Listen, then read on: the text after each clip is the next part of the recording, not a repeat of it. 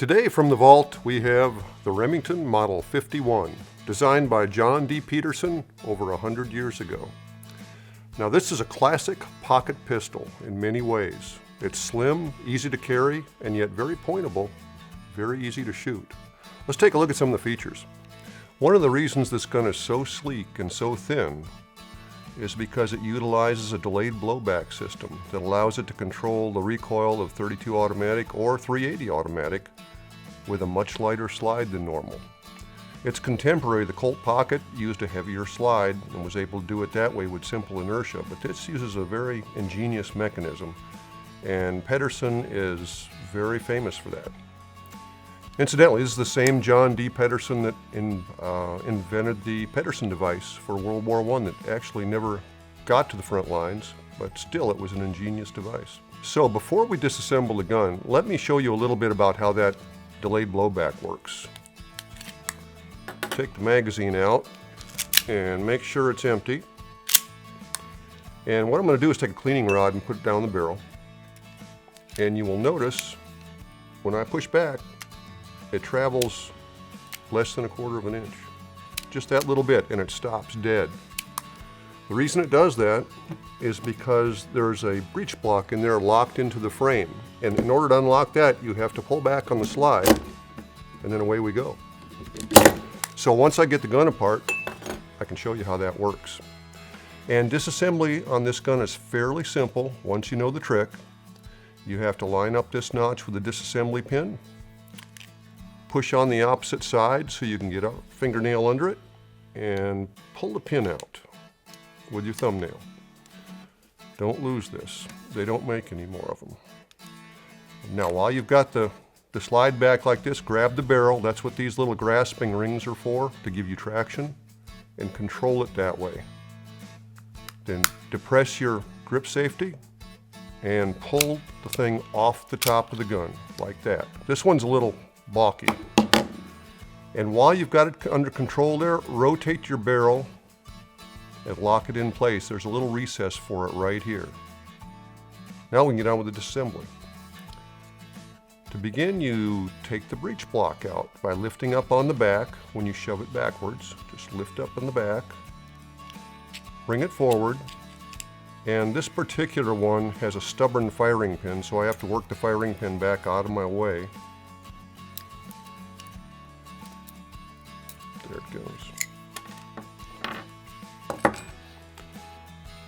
The extractor is not held in by anything except for the slide. So once you take this breech block out,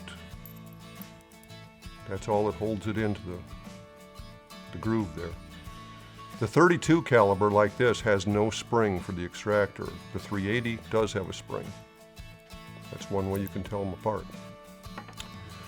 Once you've gotten that far, take your firing pin out. It just falls out through the barrel.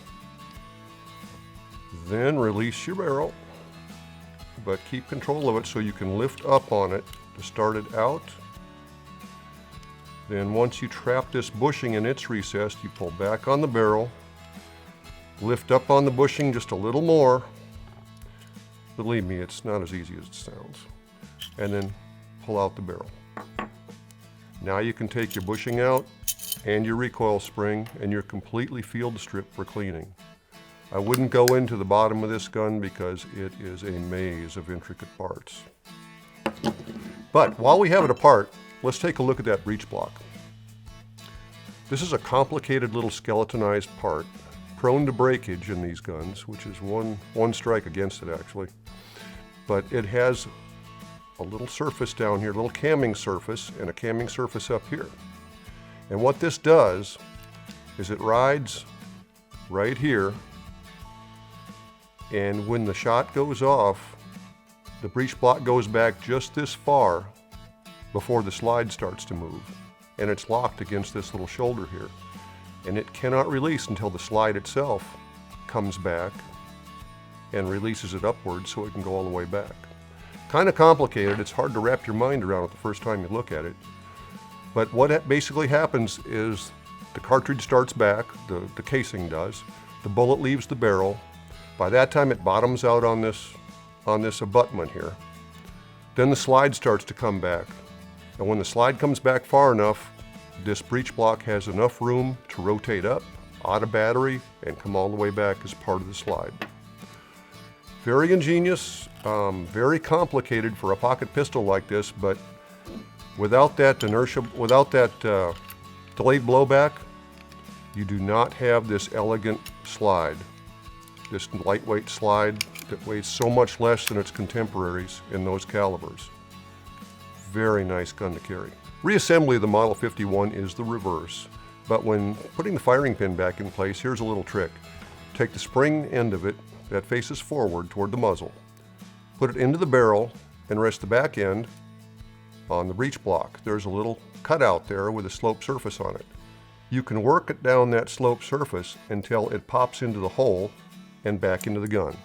And then drop it in place. Push it all the way down, so when you take your breech block, make sure you don't drop your extractor out if you got a 32. Drop the front end in first, and the back end snaps into place. Now all you got to do is start it on the rails. Don't rotate the barrel yet. Now the barrel will keep it from going any further, so grab it, rotate it around. Now comes the tricky part. You've got to depress the grip safety and the disconnector and move the slide back all at the same time. Once you get it past the disconnector, you can let go of the barrel, bring the slide back, and you're almost there. Now all you have to do is line up the notch again, put your pin in, and make sure the half moon has the curved end down and the straight edge facing up to meet the slide. And that's all there is to it. One other thing, you can lock the slide back by starting the slide back with this depressed, your grip safety. Start the slide and then let the grip safety go.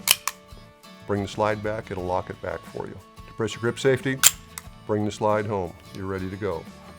Great little pistol. Compact, flat. It had some pretty stiff competition back in the day though. One of its competitors, the Browning 1910, was a little more compact, fired the same cartridges, simpler mechanism, probably less expensive to produce. I don't know that for a fact, but it probably was. The nice thing about the Remington is I can get my whole hand on it, so it's very comfortable to shoot. For actually going to the range and shooting, or if I had to put a lot of rounds down range for any reason, I'd prefer the Remington. It's softer shooting with the mechanism that it employs. It's more comfortable. If I had to carry something, I might go for something a little more compact like this 1910 style gun. You just can't beat a Browning design. So you pay your money and you take your choice.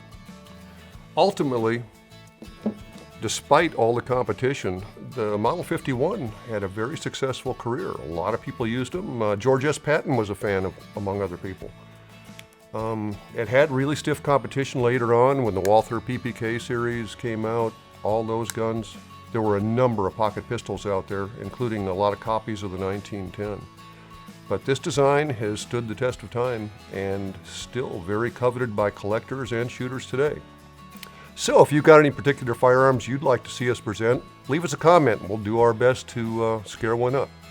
Thanks for watching. We'll see you again when we bring you another gun from the vault.